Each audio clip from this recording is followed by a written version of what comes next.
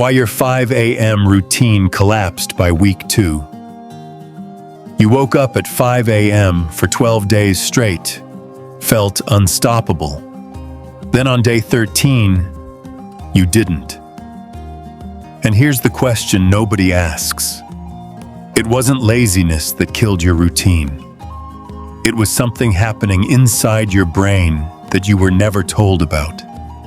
So why does almost every 5 a.m. routine collapse by week 2? While a tiny percentage of people, including one of the most powerful women to ever come out of India, never miss a single morning. Stick with me, because by the end of this video, you'll know exactly what broke your routine and the actual protocol that fixes it. Here's the short answer. Your 5 a.m. routine didn't collapse because you lacked discipline. It collapsed because you built it backwards. Most people attack the wake-up time first. That's the mistake. Psychologists who study habit formation call this reverse sequencing, trying to change the output before you've changed the input. It's like trying to fix a leaking roof by mopping the floor faster. But here's where it gets interesting.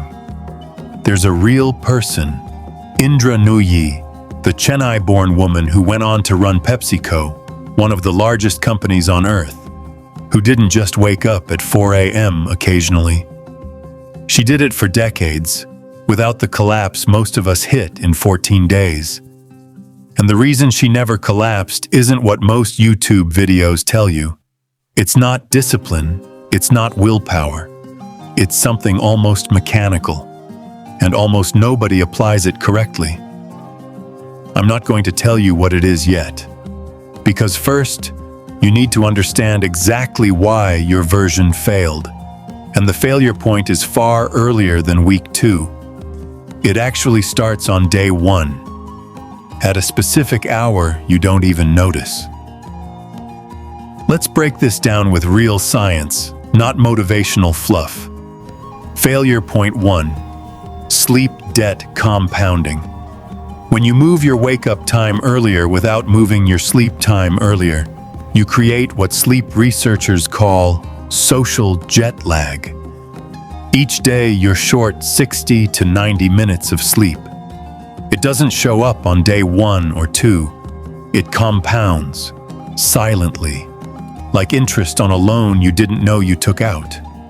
By day 10 to 14, your prefrontal cortex, the part of your brain responsible for self-control, is operating at a measurable deficit.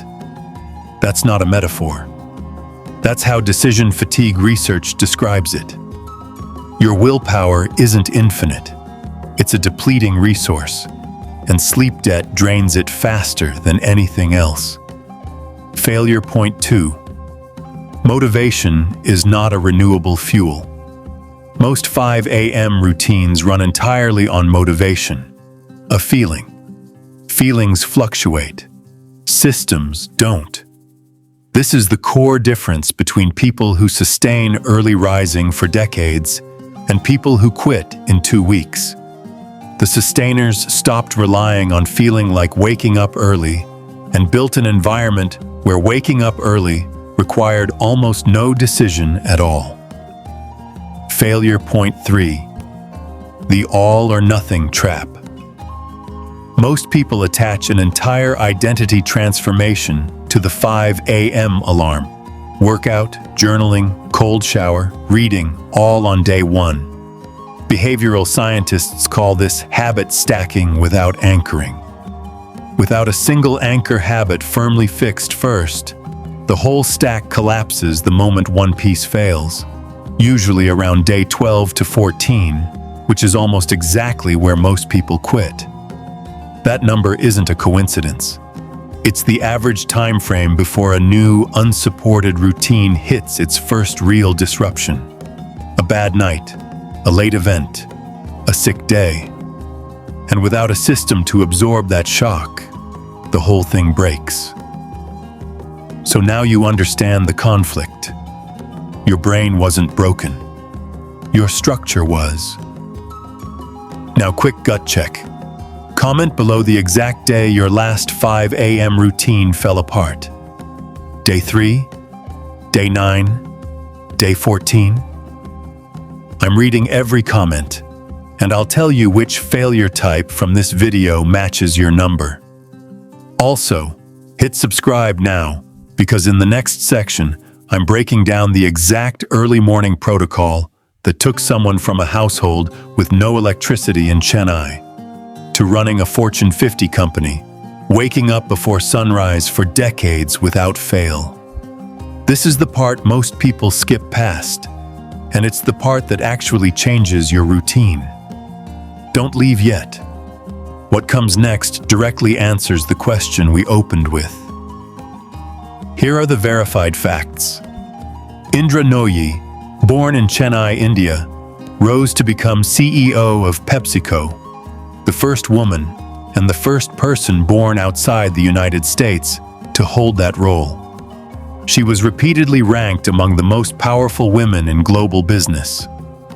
Multiple verified interviews and reporting confirm her actual routine.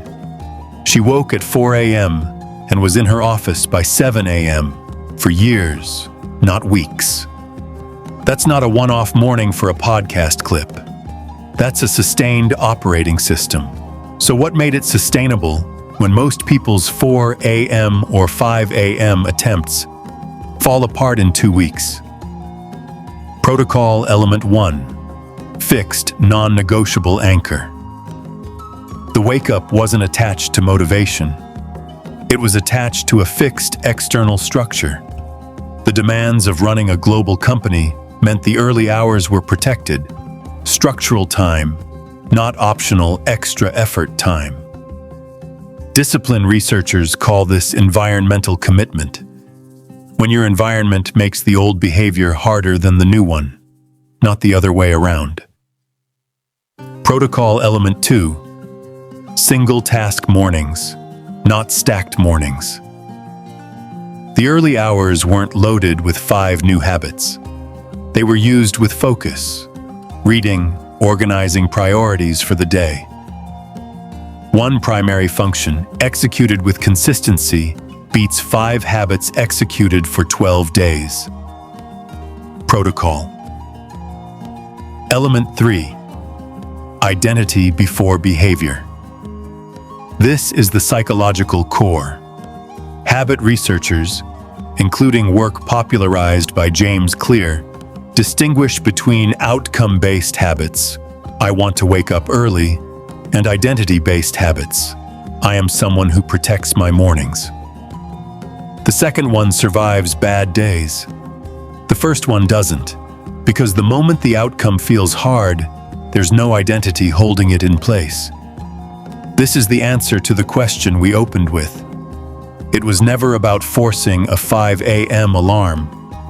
It was about removing the option to fail, structurally, not emotionally. And here's the moment that should genuinely unsettle you. The people who keep 5 a.m. routines for decades are not more disciplined than you. Discipline researchers have shown repeatedly, willpower is roughly the same finite resource across most people. What differs isn't the person. It's the system surrounding the person, which means your week 2 collapse wasn't a character flaw. It was a predictable, almost mathematical outcome of building a routine with sleep debt, motivation dependence, and an all-or-nothing stack. 3 failure points stacked on top of each other, set to detonate around day 14. You didn't fail the routine. The routine was engineered to fail you.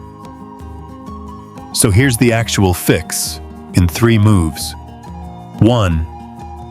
Move your sleep time earlier before you touch your wake-up time.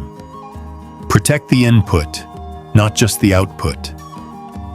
2.